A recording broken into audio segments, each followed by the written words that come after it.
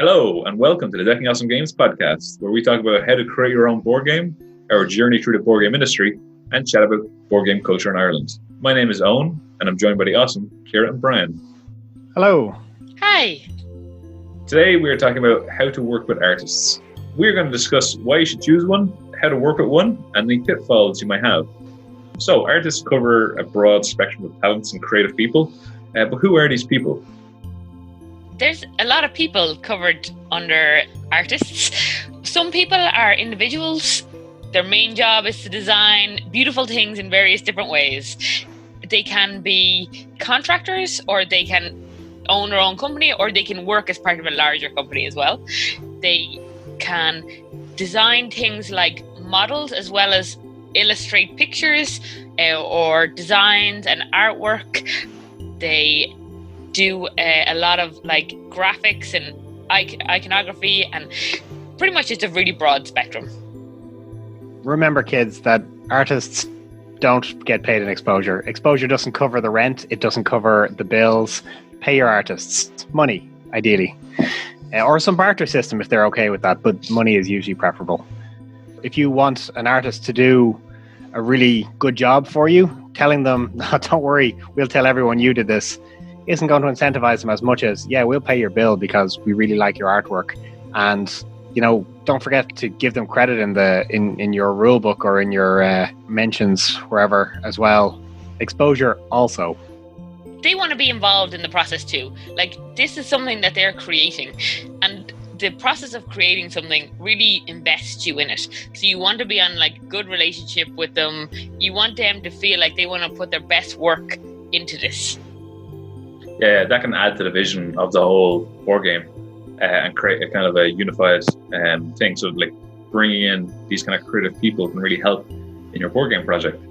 But like these board game illustrators and graphic designers can come from pretty much anywhere as well. They could be a friend, they could be someone you met in college, and maybe they don't even have like a company or they're working for a graphic designing company. Maybe they're trying to get to that point and they see this as a good kind of way of getting out there and getting some exposure.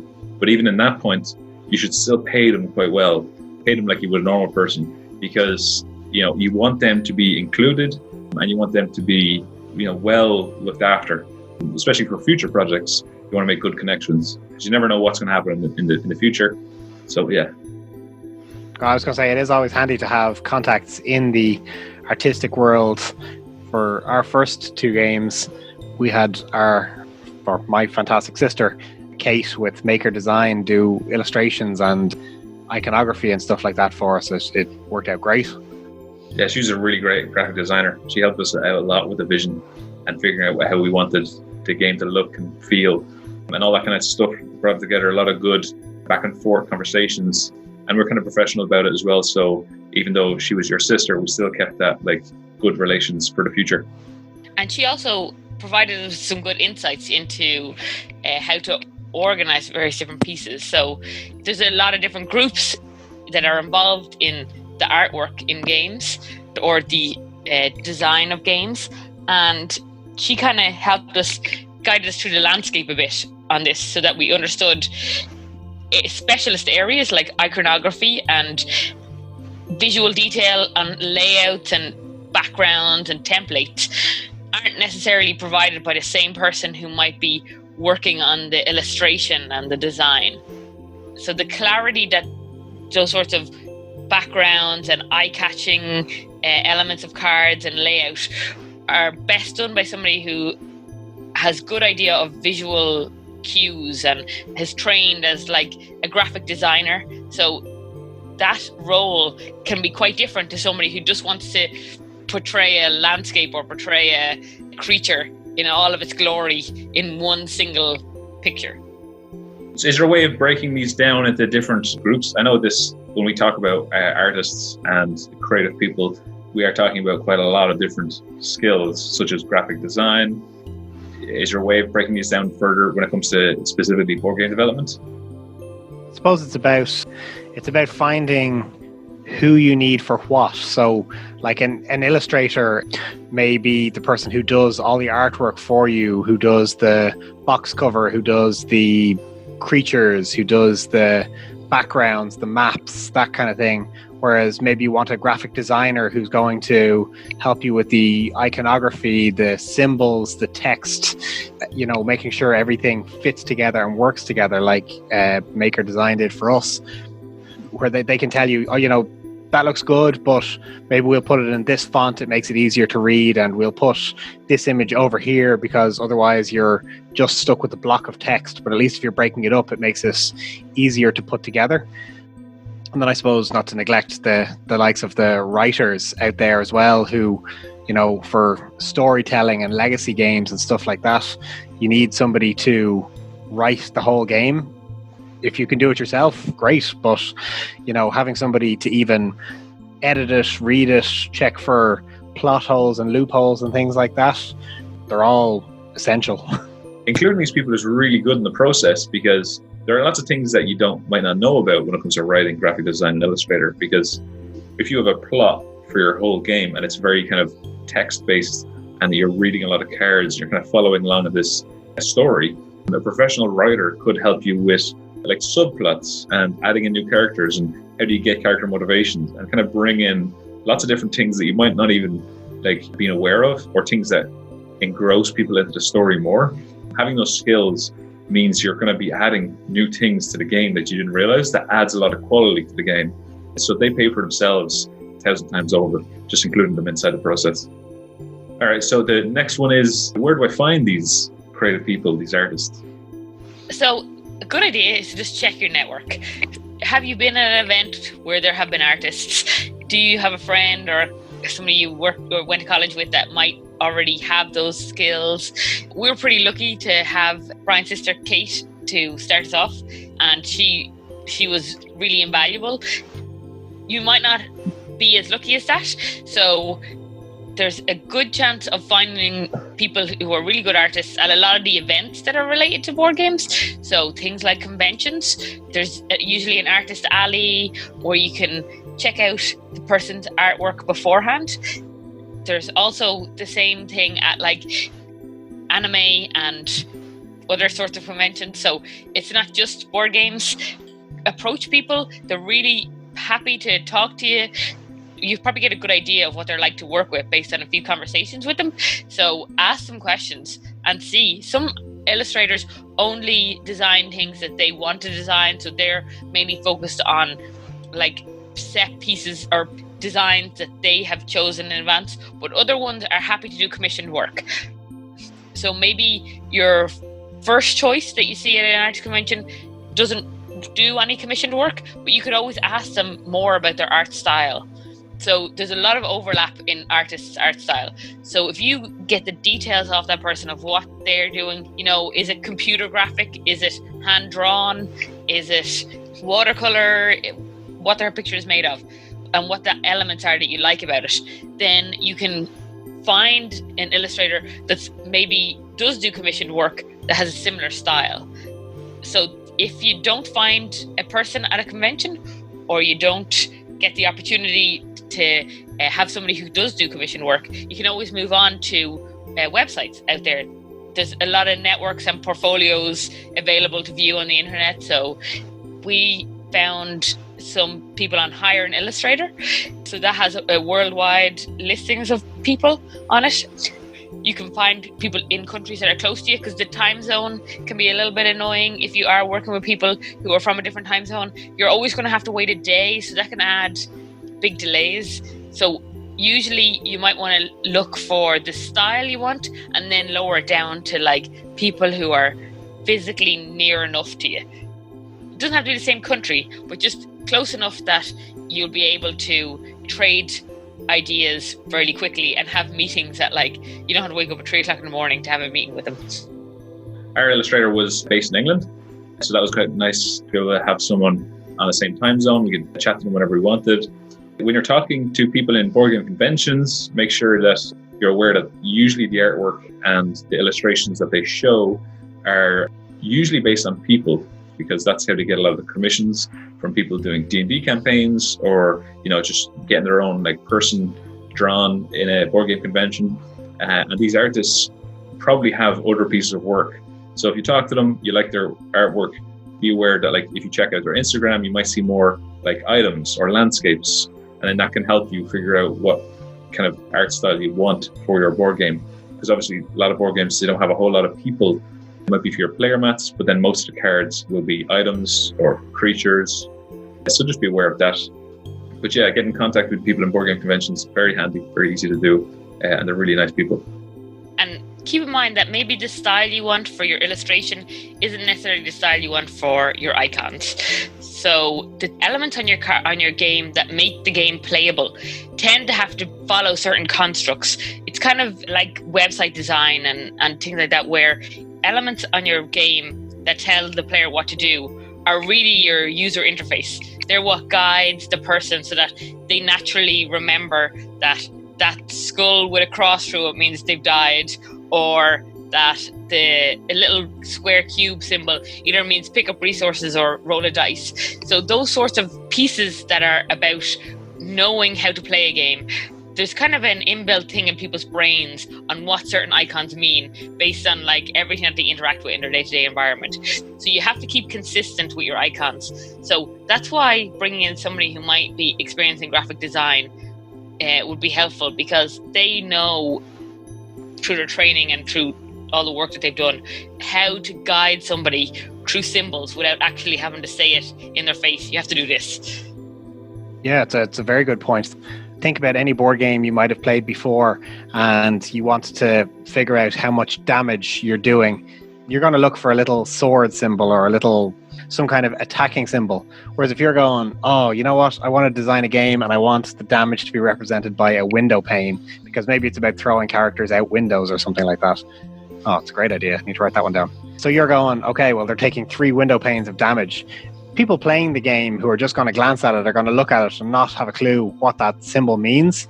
So sometimes, having someone who's knowledgeable and knows kind of the associations people will make with the symbols in their head is a good idea to steer you in the right direction.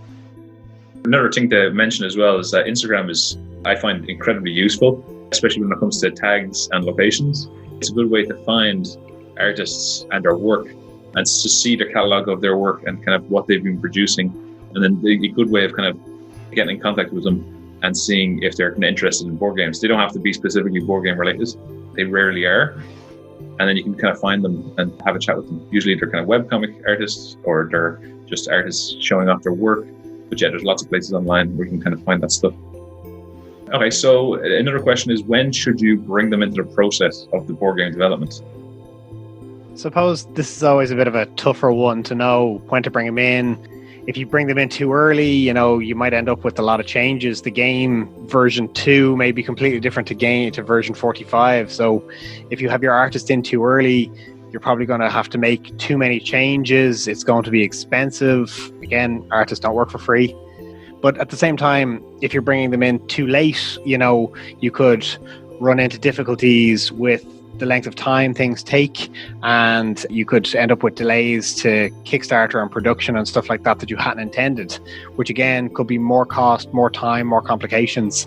A good idea, or what we've found useful, is you want to bring them in when you think the game is mostly finished. There's probably going to be a few small tweaks to be made, but the majority of it is there. You know what creatures you're going to have in the game. You know what the game is going to look like. Sure, you might change a few values here and there. You might tweak a little bit of a room here or there, but for the most part, the game is solid. I think that's the point where you want to have the artist in to start doing the artwork. There's nothing wrong with contacting them in advance, contacting them earlier and say, look, love your art style. This is what I'm working on, and maybe bandy a few ideas back and forth to see, is it something they can do? Is it something they're interested in? Is it feasible? And if it is, great. You can say, okay, well, look, the game isn't at the point where I'm ready to start artwork yet. Do you have any free time coming up in the next, few months or the next year? And they might tell you, oh yeah, look, by April, I have a couple of weeks free. I can dedicate it entirely to your game. And you can go, great. Okay, so by April, I need to have as many of the kinks and tweaks and changes worked out as possible. So it's a good idea to talk to them early, But if you're hiring them to do artwork when your game is still fluctuating and changing a lot, you're going to end up frustrating them, frustrating yourself, and costing yourself a lot of money for artwork that, you know, they've made, but you aren't able to use anymore. I think creating batch processes is a good way. Some people will do it every individual piece of artwork. They'll have a conversation and get back and forth. We find it's a better approach to bring everything together. So if you have 40 cards and you want 20 people and then 60 different items and stuff like that, you can kind of bring it all into one and say, this is kind of what we want. And then kind of have a brief description over each one, see what you're going for. Maybe you sketch it yourself, just kind of see what you're looking for, maybe give reference material, and just kind of give that to them and go, you know, this is a big piece of work and there's a lot of stuff in here. That's your batch of kind of stuff to give them. And then when they get time, they can do it or get most of it done. And then also, you know, mention the fact that there could be another batch. So we have problems of, like, when it comes to Kickstarter, we might have Kickstarter stretch goals, or we might have, you know, a convention coming up, a bigger convention. We do it and then we have a small tweak. Maybe one of the pieces of artwork isn't sitting well with people or something like that. And we might have a smaller batch then to do afterwards. But if you keep it in batches, then you've only got like 2 or 3 batches before the game is done, rather than having hundreds of requests for different pieces of artwork and changes and stuff like that. It helps kind of organize stuff. It helps kind of give them time to dedicate like 3 weeks on a specific task. And it allows you to not have to just be in this constant conversation with them all the time. If you think about it, you might have some elements of the game that you know won't change. So you know what your main character is going to look like. He's fundamental to the way the game is going to work. So you might be able to say to the artist, could you design him? I want him to look like this. And he's going to be starting from this point. Your start point is fixed. So that might not change. Whereas, you know, elements of the game, maps, creatures, and that might be fluctuating and changing. So you might not be able to get him involved in as much as that. And as you said, going to conventions and things like that, you might need, say, box cover art done earlier than you intended because you want to get a banner done to display the game. So even though your box cover is probably one of the last things you'd normally do, if you're trying to advertise and promote it, you know, maybe it's not a bad idea to have it done a bit earlier. You can do the artist in batches, or the artwork in batches, again, if it suits your artist, where you can say, okay, well, you know, give me a main character, give me a box art, give me some stuff I can use to brand and advertise, and then give me just enough for the core game that I'm going to be demonstrating. There will also be other elements, but we'll come back to them in a month's time. And stuff like that. Like being able to plan will probably make it easier for the artist and give you a timeline to stick to with your upgrades and your plans and your testing and stuff like that. It's finding that line of too early and too late, especially when things like Kickstarter ending and stuff like that. It's tough to know when deadlines are. If you're not using Kickstarter, then you can be a little bit more flexible. All right, so there are still some kind of common questions that artists usually ask board game developers before they start getting into the work. So the first kind of general question they ask is, how much work do you need me to do? How big is this project? So I think when you have gotten to a stage where you're tweaking the fine detail of your game and you're not working on the overall vision, you should have a good idea of what you need. There might be slight variations, but what you need to do before engaging the artist is bring that together. You need to say, I know I want a box. I have an idea of the size of the box, or at least I have a aspect ratio of, like, it's a portrait box or it's a landscape box that's approximately A3, and get as much detail as you can together. If you have playing cards, you should have an idea of how big the playing cards are. So you should know how big the pictures you want on the playing cards are going to be. If you have a board, you kind of at this point should have an idea of how big it should be. So gather together a straightforward list of everything that you want, so that the artist can at least estimate how long this whole process is going to take them. And size is important for the pictures, because an artist doesn't have to put as much work into a smaller sized picture than they would into a game board. So that's going to make a big difference for them in how much detail they put in. So it helps them a lot if they know that sort of information up front. There is a process that's on you to gather together all of the components and all of the features that are going to need artwork and how big the icons or the images are going to be. You can also even show the prototype off to the artist.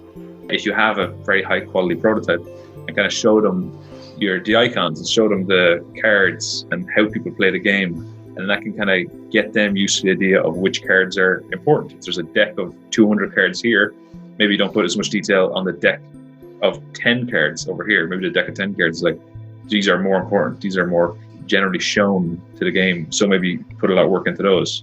And the game board obviously is always shown, so this is your biggest piece of work. But yeah, there's even like stuff like the side of the box, the back of the box, where you come in with like graphic design and artwork, and maybe you can reuse pieces of artwork in different parts of your game. So having assets used in different kind of places, that can come up with a graphic designer. Maybe even talking to them could show that more artwork is needed.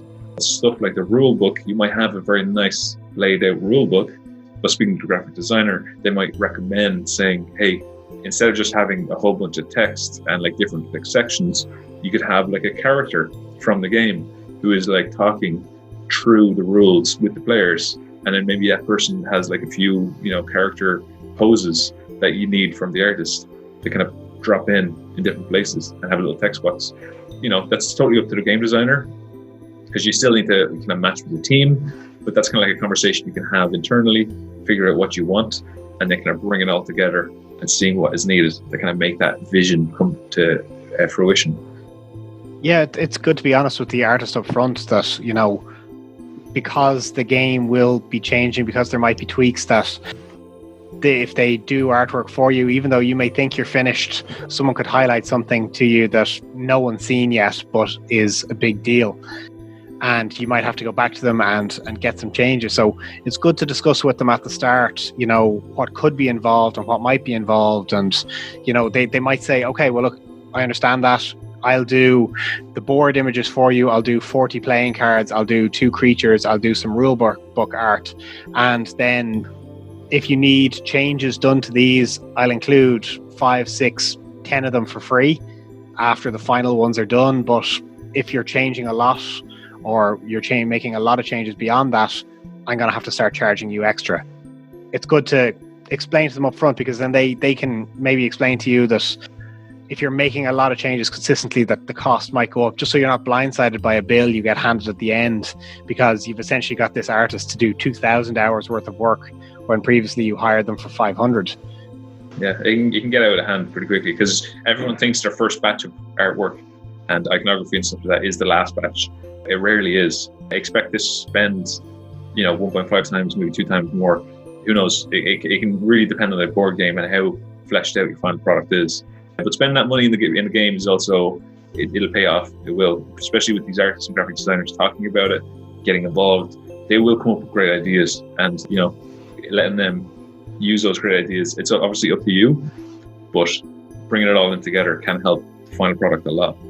Yeah, not all this work needs to be done by a single artist. For Dice Summoners, we had a graphic designer and an illustrator.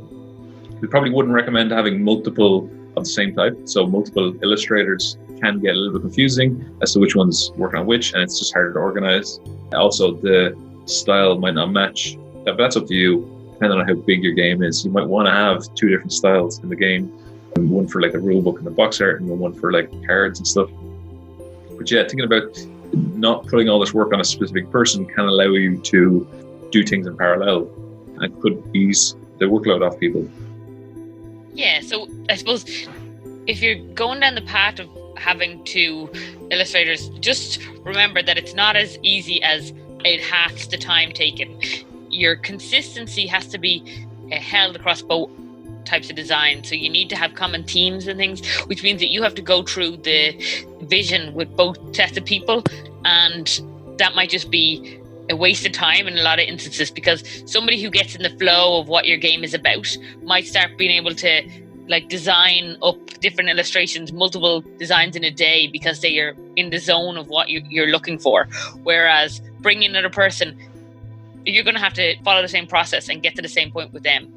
And I think maybe that kind of links in with, if you want to tell the person how much work is involved, a part of that is also telling them the vision that you have, like conveying the style of your game, but as well what you're aiming for. Like Dice Summoners is a mythical fantasy battle, and the creatures are all individual with their own advantages and disadvantages, but they're also part of a set. So there's 5 different themed creature styles within the game. And having that information meant that when the illustrator was looking at the different creatures, he could kind of link together the ones that were part of the same family. So all that information, even though it seems like, well, maybe, you know, he just needed to know that it was a wizard or it was an evil god or whatever, should have been enough. But without all of the background to it, he probably wouldn't have created such full creatures as he did. Early prototypes can also show off your style. So like we had this kind of very, I like to think of it as an old parchment style kind of prototypes, like an old scroll or something like that. It didn't look good. Like we were just using assets that were free. You know, we cared more about the mechanics and how the game played. Even just that basic kind of vision is kind of reference material for the artist that they can use.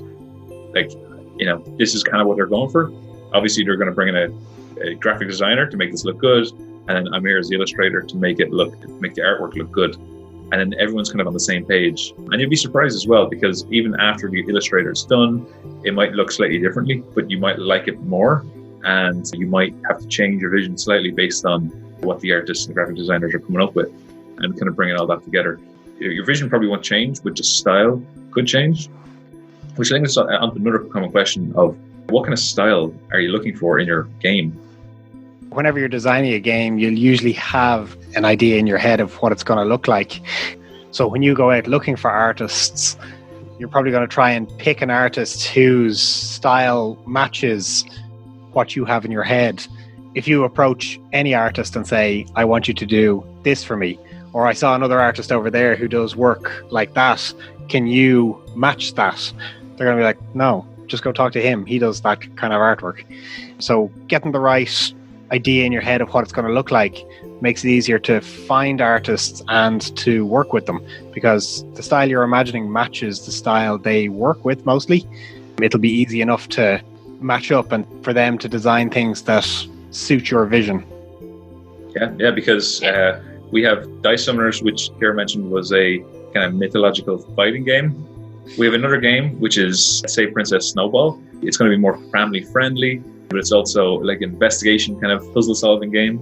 And then we also have Bumperbots, which is going to be a sci-fi, sending robots onto the Moon Titan. Like they already have a specific style of artwork, but we also want to have a vision for those games ourselves, which might be slightly different. And so we're going to try and bring those together, but those are totally different games, and they'll have like some are family friendly, some are adult based, some have different kind of styles to play. If some are pick up and play, some are kind of a lot longer type of games. So we have to bring all those board game mechanics into the style and the vision of the artwork that we're going to be producing. Yeah, and I think your target audience comes in a little bit as well. So even if it's a family friendly game, maybe kids aren't your audience. So try and think of the sort of style you think appropriately matches the genre you're going for, but also the audience that it's meant for. Another common question that artists have is who owns the artwork once it's finished? So this one can be a little bit more complicated. Artists like to keep ownership of their artwork, and that's understandable because they want to be associated with the thing that they're creating. They put a lot of work into it. It's part of who they are. You have to find a balance when you're engaging in a contract with an artist, especially for small artists who maybe are still making their name, and they're probably easier to engage with and cheaper to work with, but they probably still want to be quite firm on what they can use the artwork that they create for. So I suppose things that you need to consider is, even if the artist wants to keep ownership of the artwork, then maybe you could negotiate with them the activities that they could use that for, and maybe the timeline. So it can be quite expensive to get complete ownership of artwork and to say it's your own, because I suppose that's akin to hiring the person and having them work for you for all that time. Whereas when you're contracting, there's still a certain ownership that they have of the work. So we kind of went through the process, and to be fair, our illustrator was really, really sound and very helpful. We, rather than paying the extra fee to own the artwork, we organized so that we'd keep the artwork as only to be used in our game and our marketing material for 50 years or something like that. Some very lengthy amount of time. So I guess it was cheaper than buying the artwork completely, but we agreed that we'd be fine with him using it in his portfolio, and we'd have exclusive rights to it as far as commercial enterprises go. I think that kind of balanced it out. He has a really big need for using it in his portfolio. He's still building up his name. He wants to show that off and show the projects that he's worked on. So kind of consider what you actually need and try and be fair in what the contract should have. Like in 50 years time, if we're reprinting Dice Summoners, then excellent, but we could probably redesign the game, or we could get back in contact with Brendan if we needed to discuss at that point what we want to do.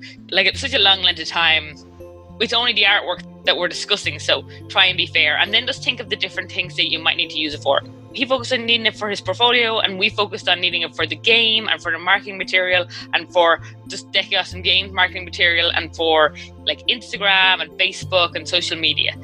So try and pick out the areas and discuss up front, because you don't want that person coming back to you in a year's time and going, well, we never agreed to that. And you're like, oh, I just hoped because we didn't talk about it that it was included. Just talk about it. Yeah. I know it's a difficult conversation to have. Because when you're dealing with artwork and stuff like that, you initially think as a board game developer that you're only going to use the artwork for your game, for your cards, for your front of your box, and then you do your Kickstarter and you realize you want to use the artwork for your Kickstarter. And you might not discuss that with the artist, but you might also then like set it up on a board game shop, or like have little banners on your website and stuff like that. All this stuff, if you can remember to talk about it with the artists up front, then they're not surprised by anything. So if you can just say, we could probably going to use this artwork for different things, I hope you're okay with it, then at least you can have that conversation straight away. Because yeah, you're going to use this artwork not just for the game, but for other things, all sorts of different things. Like we have a giant banner that we use in board game conventions, and that's where we use a lot of the artwork, and that's quite good, and that's a good way of kind of showing off the game. And those kind of things seem obvious, like they should be part of the contract or whatever you have with the artist. But until you kind of bring it up, then it's just kind of an unknown. It doesn't have to be a contract. It can just be an exchange of few emails so that people are aware of exactly what you're doing. I was going to say the exact opposite. Oh. But yes, it's good to have it in writing. It doesn't have to be a formal contract that's notarized and signed by lawyers where you all sit down across the table and agree on who can do what. But do talk to the artist and just say to them, look, this is what I plan to use it for. Are you okay with this? They'll say, yeah, look, fine. I technically own the rights. You can use it for anything related to the game, advertising of the game, marketing of the game, whatever it may be. But as long as it's there in writing, even just emails back and forth, you at least have a paper trail that, you know, hopefully it would never happen, but that if it ever came back up as a legal issue, them saying, oh, well, you know, I own those games, I own all that artwork, they can't sell that without my permission. You at least have emails to say, well, no, look, he said we could use it for this, this, and this, and vice versa, that you're not going to go after the artist because he sticks it in a portfolio and uses it to get more work. I mean, I hope no one would be doing something like that, but if owning the artwork and stopping the artist using it means that much, splash out the money, buy the artwork outright. And larger companies can do that, but if you're a smaller company or you're designing by yourself, personally, I don't see anything wrong with the artist using it. The artist has put in the work. They deserve to show it off and brag about it, because the more they're talking about it, the more publicity we're getting. If they're going, oh yeah, that's artwork I used for the board game Dice Summoners, maybe someone will go and look it up. Maybe someone will buy themselves a copy to see what the art looked like in the game. You know, yeah. Win-win. Yeah, and as board game developers, we probably don't think about this kind of stuff. We just like buy artwork and then hopefully it all works out. But artists have probably been thinking about this because they get these requests all the time, that they probably have something prepared. They probably have something that they can email you and go, this is kind of the general system that I work on and the ownership that I work on and what you can use the artwork for. And so you can get that sort of information pretty early on if you remember to ask for it. If it doesn't sit with you, you can discuss with them further, or if they're very hardline on it, then you can kind of do whatever you want. The earlier you discuss it with them, the advantage is you don't have to work with them if you absolutely think that they're being unreasonable. You discuss it while you're discussing the quote, then at least you know where you stand. Yeah. And I can change the quote as well. If you want more privileges, then it might cost you more, but that could be worth it. Any other tips with working with artists? Yeah, I suppose the one I found most helpful is to have a very clear idea in your head of what you want the image to look like. So if you approach an artist and say, draw me a space station, I want a space station as part of my game, they're going to go off from their own bat, they're going to design a space station. And then they're going to come back and show it to you, and you're going to go, oh, well, that's not what I thought the space station would look like. And you're going to end up back and forth making changes left and right.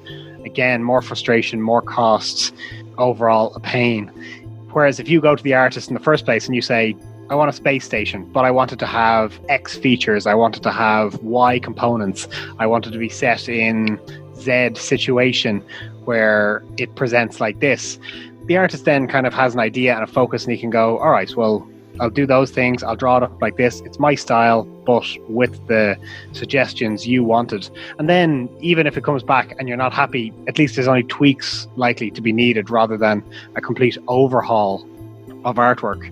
Like, we were fortunate enough with Brendan, I think we only ended up turning away one or two of his early sketches, and that actually ties me in with giving feedback. Giving feedback early is a very good idea. There's no point going, oh, I don't really like it, thinking to yourself, and then, you know, by the time it's finished, you've firmly decided that you don't like it. And now either you use artwork you don't like, or you have to tell the artist, well, those hours of work you put into that were pointless. He's going to charge you for it, rightly so.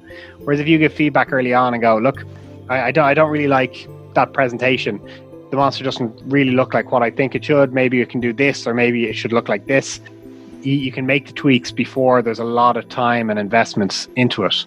Thankfully, like, Brendan's sketches that we didn't use were simply down to him having a different idea than we did of what the creatures would look like. They weren't bad, they were great. They looked really good, but they just were different to how we imagined them. But because we were giving feedback early, he was able to say, okay, grand, look, I'll keep that. I'll use it for something else. I quite liked that drawing. And he came back with even better sketches. We were delighted. So early feedback, you know, have a good clear image of what you want in your head before you start asking for them to just go off and draw, design, plan, whatever it may be. Yeah, because it could be hard for you as a board game developer to have that vision, and you might not fully know what the vision is. So, like, if we take Dice Summoners, you know, you can keep the mechanics of Dice Summoners and you can make it a funny game, or you can make it an adult team game, or you can make it a family game. And those kind of different teams, you should have a good vision for it, because if you say, I want this Griffin to look funny, you know, as in like a humorous kind of character, that's going to totally change what the artist creates. If you said it wanted to be realistic, or you wanted it to be kind of mythological, or kind of an old style thing, your vision can develop as the board game develops and the working with the artist develops. But make sure you start off with a pretty good idea of what your vision is, or at least sit down and have a proper think about it before you start asking artists.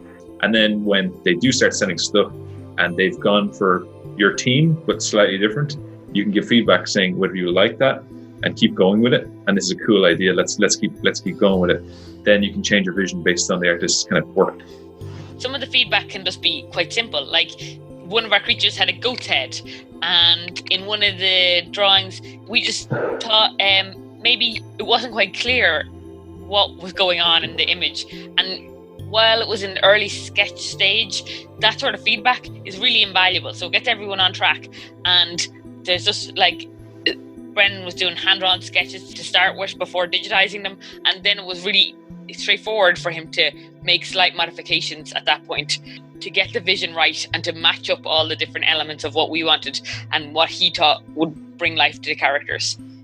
Yeah. So that really worked out. It's just that engagement, constant engagement on ideas to get you on track before it finalizes, you get to the final stages. That whole batch process of working with the artist helps in that process a lot, because instead of you going and giving feedback on this one thing that you're talking about, and, you know, it can frustrate the artist and you that we're not on the same page. But if you have a batch of 40 things and you can say to the artist, you nailed 38 of these things, these are perfect and we're going to use these in the artwork, and then 2 of these things need a slight tweak, they're thinking, that's fantastic, that's like a really good work, you know, I don't have to worry about these 38 things, I can focus on these 2 things, slight modification.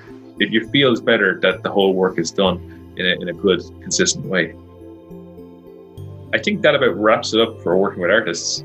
If you want to share other common questions an artist might ask, any tips you have if you've worked with an artist before, or if you are an artist, or you just want to chat, then feel free to comment down below. We've been Decking Out Some Games. You can find us on most social media. Thanks for listening. See ya. Bye. Bye.